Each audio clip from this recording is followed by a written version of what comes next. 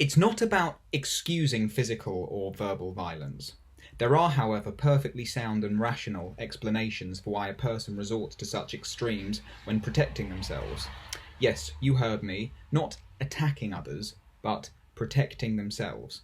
This is what they are doing. Hard to see that though, particularly when you are the one on the receiving end. The use of force during meltdowns is self-protective. Yes, people get hurt as a result, but the act of self-protection is instinctive.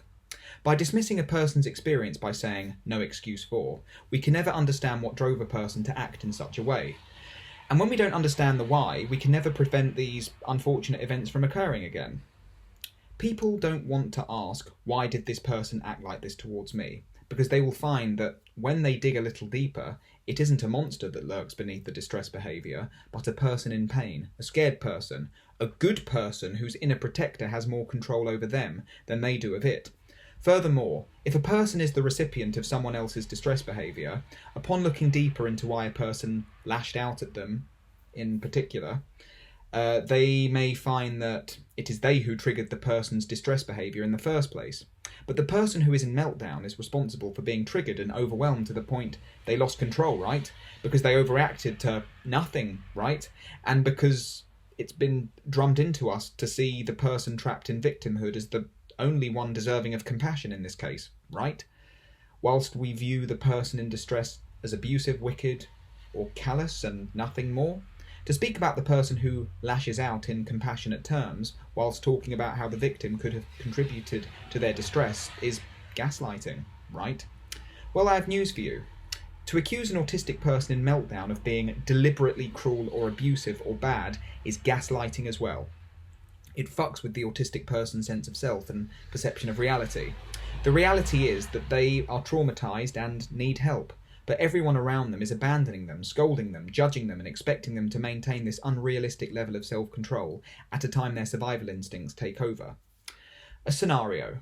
A person trapped in victimhood triggers the autistic person's meltdown, or snapping, or anger outburst. The person trapped in victimhood doesn't take responsibility. Instead, they accuse the autistic person of overreacting, and then see them as an abuser who should have more self-control. Who is the gaslighter again? Sorry? The person in distress views the person who triggered them as abusive, even though the recipient of the distress behaviour identifies themselves as the victim. Technically, the person in distress is the first victim. They are the victim of the trigger of the person trapped in victimhood.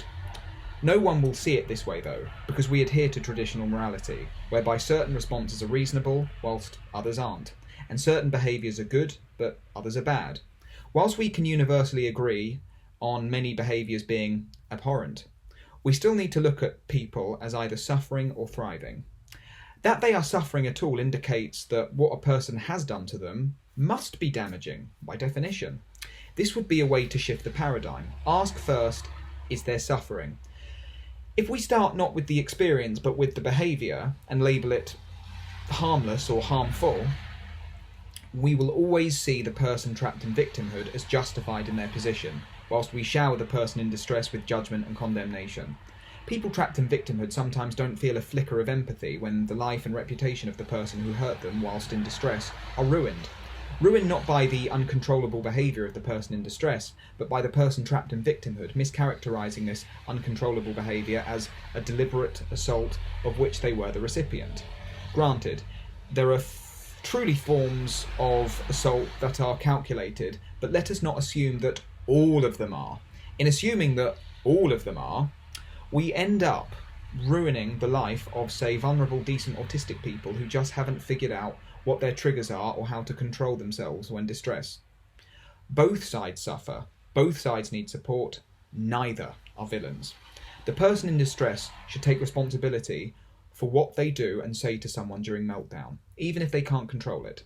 And the person who triggered them to meltdown should take responsibility for triggering them.